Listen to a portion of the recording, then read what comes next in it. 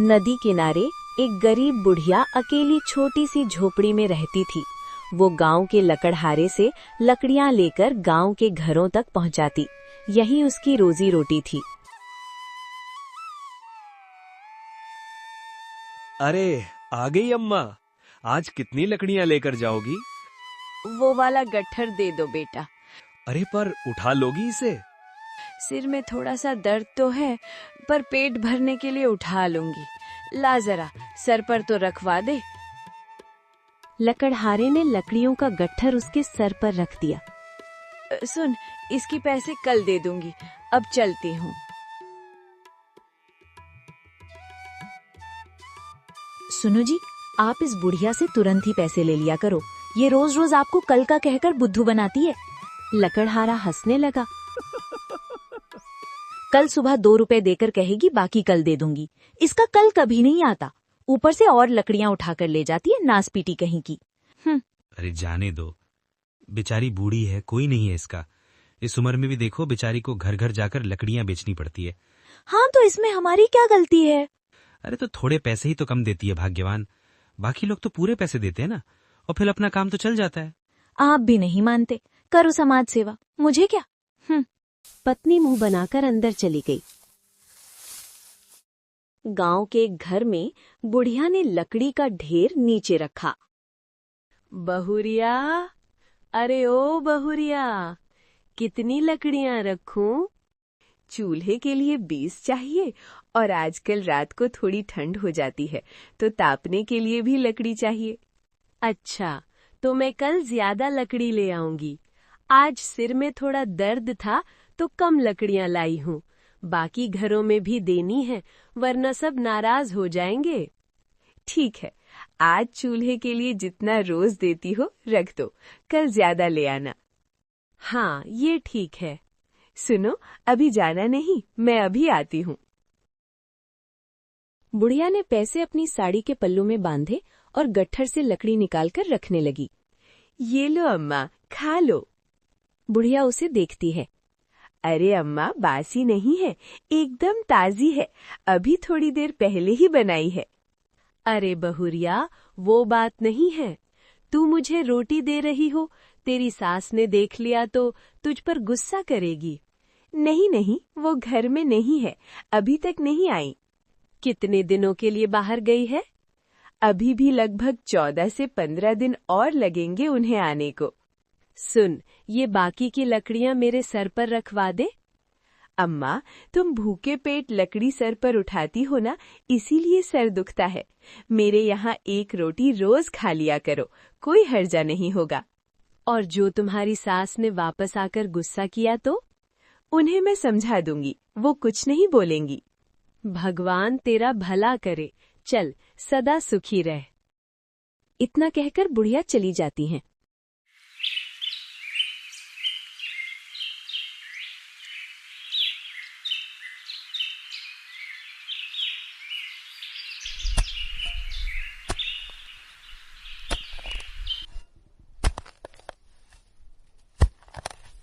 अगले दिन, बेटा आज बड़ा वाला गट्ठर दे दे, शाम को सर्दी होने लगी है तो लोगों को ज्यादा लकड़ियां चाहिए।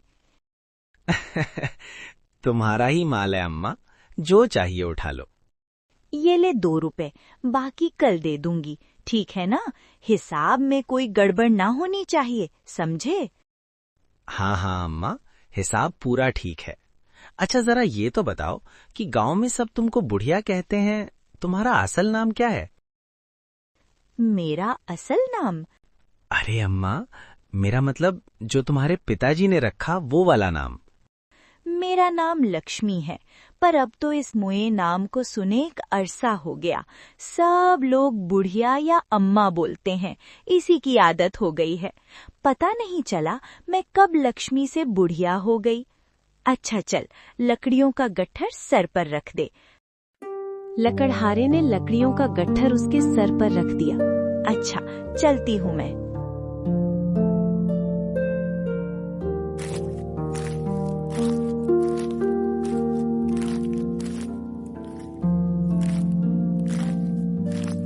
गांव में एक घर के अंदर आंगन में लगे पेड़ के नीचे लकड़ी का ढेर रखकर बुढ़िया बैठ जाती है। अरे ओ मुखिया आइन, कितनी लकड़ियां रखूं बता दो, और आके जरा देख भी लो, लकड़ी एकदम सूखी है, वरना पेट पीछे कहोगी बुढ़िया गीली लकड़ी रख के गई। अरे रुक जरा, अभी आती हूँ। अरे ये लकड़ी वाली बुढ़िया है क्या? जरा इसे अंदर तो भेजना। अजी, आपको इससे क्या काम पड़ गया? अरे भेजो तो, कुछ बात करनी है।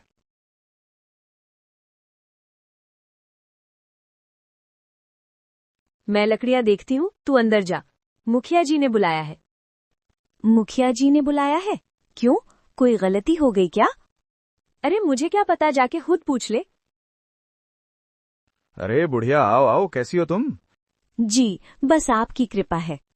अच्छा, तुम वहां गांव के बाहर नदी के पास वाले झोपड़े में रहती हो ना? हाँ मुखिया जी। अच्छा, तो वहां अकेले रहती हो? पास में कोई दूसरा झोपड़ा नहीं है? डर वर नहीं लगता तुम्हें? पहले तो लगता था, अब आदत हो गई है। अच्छा ठीक है। सत्यपाल मुस्कुराकर वहां से चला गया। बुढ़िया सारी लकड़ियां बेचकर घर पहुंचती है। पता नहीं मुखिया के दिमाग में क्या चल रहा। पहले तो उसने कभी बात नहीं की, भला आज क्यों इतनी पूछताछ कर था।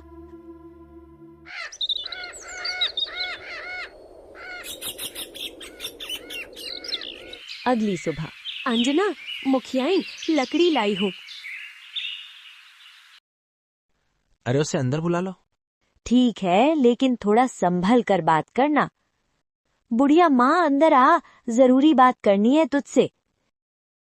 इसकी जरूरी बातों से तो मेरा मन घबरा जाता है।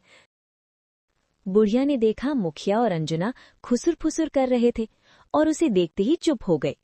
मुखिया ने अंजना को इशारा किया, आप बात करो, मैं अभी आती हूँ। देखो बुढ़िया, तुमने ये बात गांव में तो सुनी होगी कि मैं अपने बेटे के लिए ईंटों की भट्टी लगवाना चाहता हूँ। ये तो बहुत अच्छी बात है। ईंट की भट्टी नदी के पास ही लगे तो अच्छा रहता है। मिट्टी आसानी से मिल जाती है और गांव से ज्यादा दूर भी नहीं पड़ती। मैं समझी नहीं, आप कहना क्या चाहते हो? नदी के पास पंचायत की जो जमीन है, उस पर मुझे ईंट की भट्टी लगानी है। जमीन के बीच में तुम्हारी झोपड़ी है, तो उसे हटाना होगा। ये सुनते ही बुढ़िया के पैरों तले जमीन खिसक जाती है। मुखिया जी, ये आप क्या बोल रहे हैं? वो झोपड़ी ही मेरा सब कुछ है, मैं कहाँ जाऊंगी? देखो, मैंने सब पता किया है। वो जमीन पंचायत की है, समझी? तुम्हारा उस पर कोई हक नहीं, तो उसे जितनी जल्दी हो सकता है खाली कर दो। नहीं नहीं मुखिया, ये मुझसे ना हो पाएगा। तुम तो पहले गांव में ही रहती थी ना? हाँ, 40 साल पहले ब्याह के इसी गांव में आई थी। मदन के पास वाला घर था हमारा। 15 साल पहले मेरे पति चल बसे, तब घर बेचना पड़ा। अरे अरे, ये रोना धोना मत करो यहाँ पर। मैं तुम पर कोई अन्याय नहीं कर रहा हूँ। तुम गलत तरीके से इतने सालों से उस जमीन पर रह रही हो। मैंने सब दिखवा लिया है। पंचायत ने ना तो जमीन का वो टुकड़ा तुम्हारे नाम किया, ना तुम्हें किराए पर दिया है, समझी? किराया? मेरी किराया देने की हैसियत नहीं है। किसी तरह मेहनत करके पेट पाल रही हूँ। देखो बुढ़िया, ये सब मैं नहीं जानता कि तुम किस हक से वहाँ रह रही हो। मुखिया ने कहा था मुझे वहाँ रह लो। वो झोपड़ी भी उसी ने बनवाई थी। तुम किस मुखिया की बात कर रही हो? तुमसे 3 मुखिया पहले जो आया था ना, मोहनलाल, उसने मुझे ये झोपड़ी बनवा कर दी थी। बदले में तुमने क्या दिया उसे? मैंने उसे अपना मंगलसूत्र दिया था। पति के जाने के बाद वो मेरे काम का ना रहा, तो मैंने उस मुखिया को दे दिया था। उसका कोई सबूत है या ऐसे ही कहानी बना रही हो? नहीं नहीं, ये सच्ची बात है। अच्छा तो ऐसा करो, तुम्हारे पास जमीन के उस टुकड़े का कोई कागज है तो दिखा दो, या तुमने मोहनलाल को जो अपना गहना दिया है उसका सबूत दो, वरना जमीन खाली करनी पड़ेगी। इतना बोलकर मुखिया वहां से निकल जाता है और बुढ़िया हाथ जोड़कर गिड़गिड़ाते रह जाती है।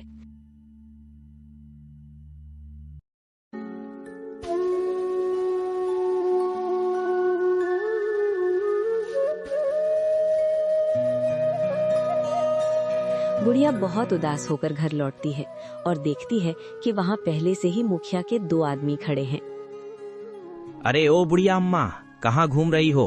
हम लोग कब से तुम्हारा इंतजार कर रहे हैं। मेरा इंतजार? लेकिन क्यों? हमें मुखिया ने भेजा है। अब तू ही बता, तू अपना सामान खुद निकालेगी कि हम बाहर फेंक दें? नहीं बेटा, ऐसा न करो, मैं तुम्हारे आगे हाथ जोड़ती हूँ। चलो, अरे चलो, खाली करो। चल चल, खाली कर इसे। ये बुढ़िया प्यार से हमारी बात नहीं मानेगी। हमें आज ही ये झोपड़ी यहाँ से हटानी है। अरे बेटा, कुछ तो रहम करो मुझ पर। भला मैं इस उम्र में कहाँ जाऊंगी, तुम ही बताओ। बुढ़िया, अब कुछ मत बोलो। मुझे जो कहा गया मैं वही कर रहा हूँ, समझी? चलो, तुम बाहर जाओ। बुढ़िया अपना थोड़ा बहुत सामान लेकर बाहर बैठ जाती है। भगवान, ये छत भी छीन ली तूने। ये तूने ठीक न किया। अंदर इस चूल्हे और 4 बर्तन के सिवाय कुछ नहीं था। इन्हें यहाँ पर रख रहा हूँ अम्मा, देख लेना, ठीक है? मुखिया के आदमी पूरा झोपड़ा तोड़ देते हैं। बुढ़िया बाहर बैठे देखते रह जाती है। थोड़ी देर में रात हो जाती है और बुढ़िया भूखे प्यासे झोपड़े के बाहर ही बैठी रह जाती है।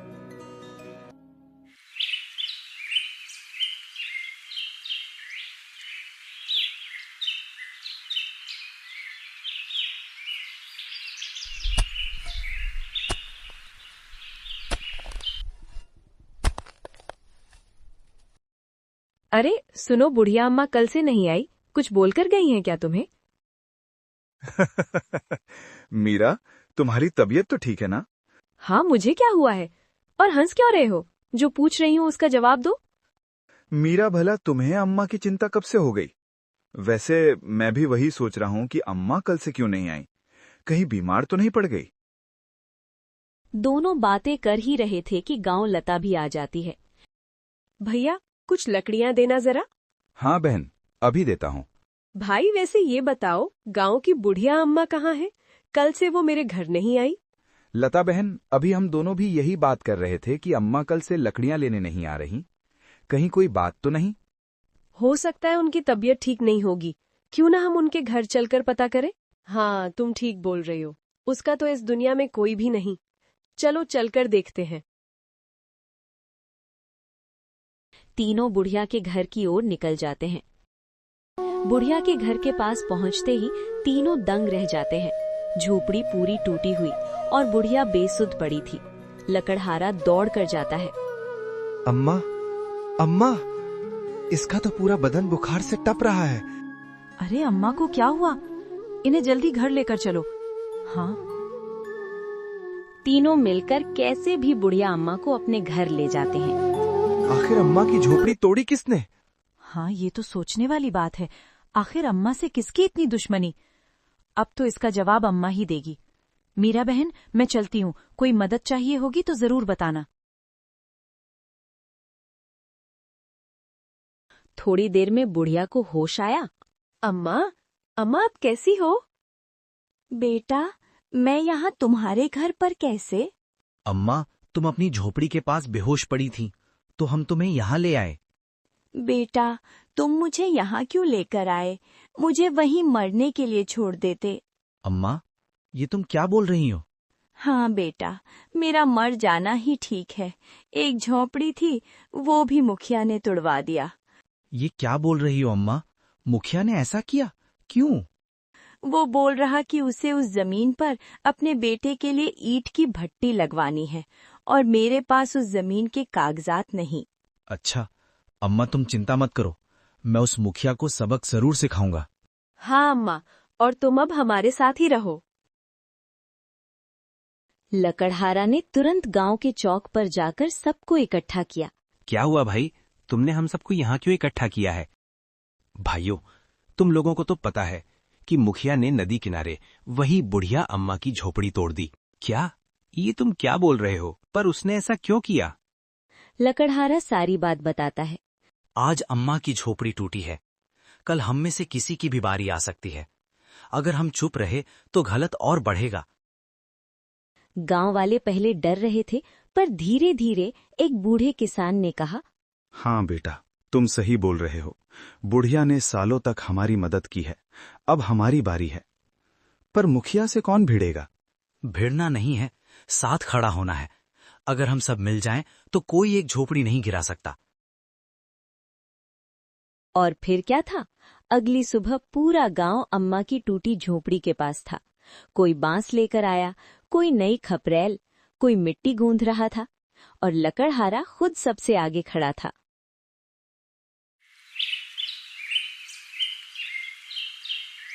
तीन दिन में झोपड़ी फिर से खड़ी हो गई, लेकिन इस बार वो पहले से मजबूत थी। इतना बड़ा घर मैंने तो कभी सोचा भी नहीं था। आप सभी का बहुत बहुत आभार।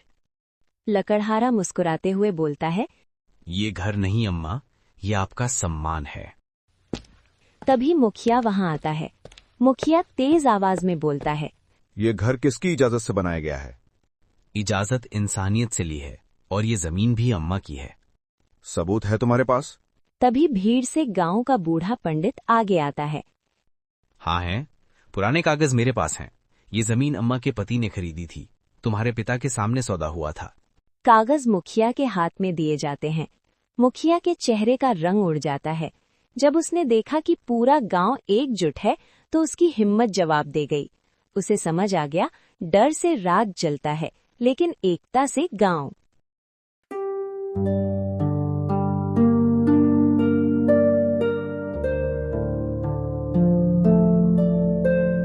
बेटा, मैं तेरा शुक्रिया अदा कैसे करूं? तूने मुझे नई जिंदगी दी है। बता मैं तेरे लिए क्या करूं? अम्मा, आप कैसी बात कर रही हैं? बेटा भी बोल रही हैं और धन्यवाद भी कर रही हैं। अम्मा, फिर बोल रही हूँ, तुम हमारे साथ चलो और हमारे साथ रहो। नहीं बेटा, तुम लोगों ने मेरे लिए बहुत कुछ कर दिया। अब और तुम लोगों पर बोझ नहीं बन सकती। तू चिंता ना कर, मैं आती रहूंगी। ठीक है अम्मा, जब भी कोई दिक्कत हो हमें बताना।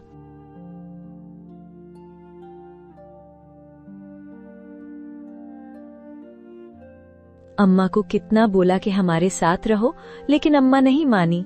मीरा, अम्मा गरीब है पर आत्मसम्मान बहुत है उसमें। ये झोपड़ी घर नहीं, उसका सम्मान है।